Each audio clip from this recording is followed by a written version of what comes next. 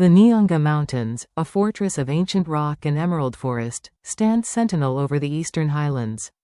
The morning sun bleeds gold over the peaks, burning away the last traces of mist that cling to the deep valleys.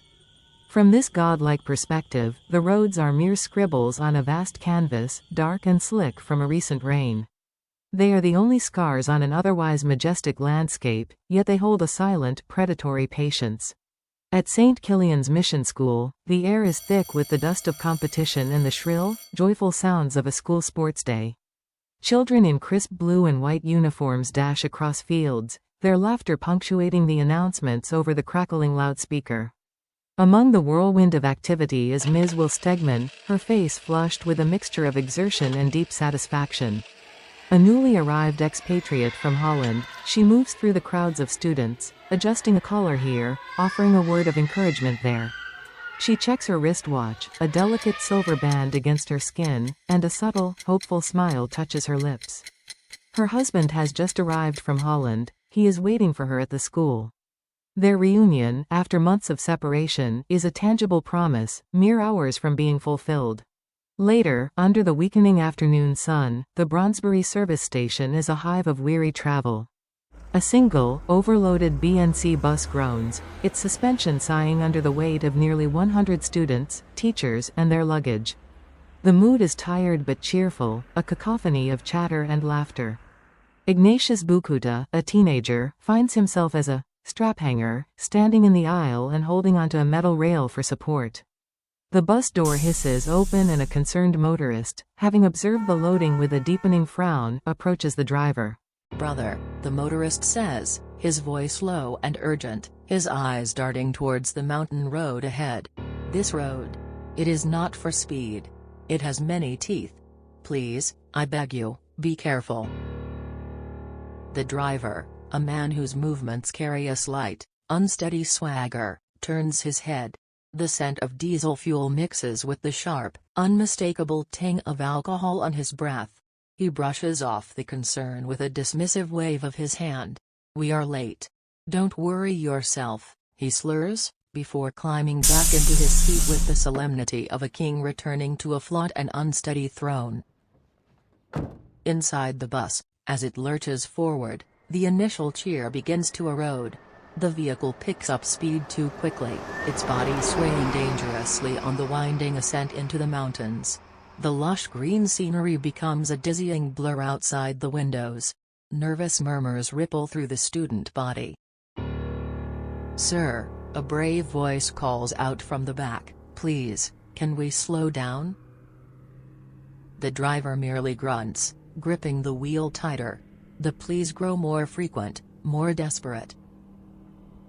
"Driver, we are feeling sick. Please, stop for a while." Ignatius later recalled the growing fear. "We continuously pleaded with him to stop for recess, but he turned a deaf ear." Finally, at a place known as Nyanga View, the bus screeches to a halt. The overlook offers a spectacular panorama, the sky ablaze with the fiery oranges and deep purples of sunset. It is a moment of breathtaking, false peace. Students spill out, gasping in the cool air, but the driver remains impatient, tapping his fingers on the steering wheel. He does not see the beauty, he only sees the clock, the lost time. Back inside, as full darkness envelops the world, the bus becomes a cocoon of light hurtling through an abyss. Most of the children, exhausted by the day's events and the relentless motion, have fallen into a troubled sleep. Ignatius's friend, Timothy Sagwitza, grins wearily up at him from a seat. "Come, sit, Ignatius," Timothy says, his voice heavy with fatigue but his eyes kind. "Don't worry. If we die, we'll make headlines."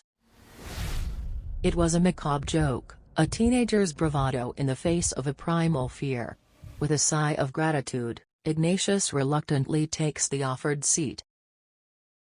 It is then that the world changes. The engine's pitch shifts violently, a low, powerful roar becomes a high-pitched, screaming whine. The bus gains terrifying speed, hurtling downhill with a nauseating, unchecked momentum. Ignatius's eyes widen in the semi-darkness, He feels a terrifying lightness, a complete absence of resistance. The brakes have failed.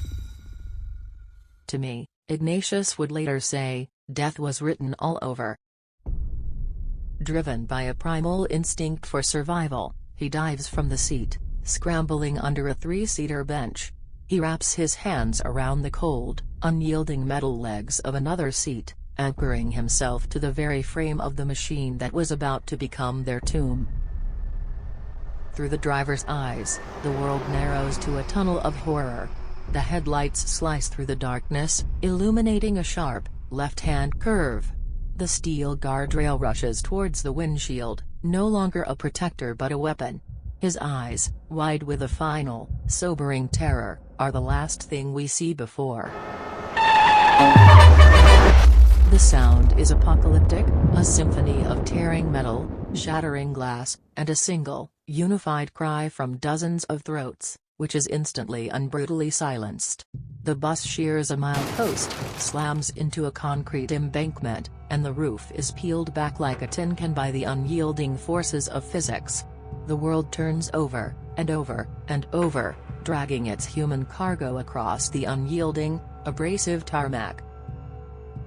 Silence. Then, a low, guttural moan. Then a piercing scream that trips through the cold mountain air. Then a chorus of agony and confusion rising from the wreckage. The bus is now a corpse of twisted steel. Bodies and belongings are strewn around it in a grotesque tableau. Ignatius crawls out from his metal womb, miraculously whole. He stands, swaying, in a nightmare made real. The scene is lit by the bus's one remaining headlight, casting long, dancing shadows that make the carnage seem alive and moving. He sees his classmates, his teachers. He sees Ms. Stegman. None are as they were hours before. The sharp, coppery smell of blood, mixed with the acrid stench of fuel, fills his nostrils, a smell he would never forget. Blood was flowing all over, Ignatius recalled, and watching my colleagues dying drove me into action. He stumbles away from the wreck, his legs carrying him on a desperate, automated mission. He reaches a nearby village, his fists pounding on doors, his voice raw as he throws stones at darkened windows. "Help. Please, help us," he screams into the sleeping night. There has been an accident. People are dying. But closed doors and silence greet his pleas. The world is asleep, oblivious to the hull just meters away. The courage that had propelled him this far vanishes, replaced by a crushing sense of isolation and failure. He cannot bring himself to return to that hellscape. He sinks to his knees in the darkness, utterly alone, the echoes of the dying his only companions. The morning light that breaks over the Regina Caeli school is cruel in its pristine beauty. A man stands alone at the school gates, Ms. Stegman's husband.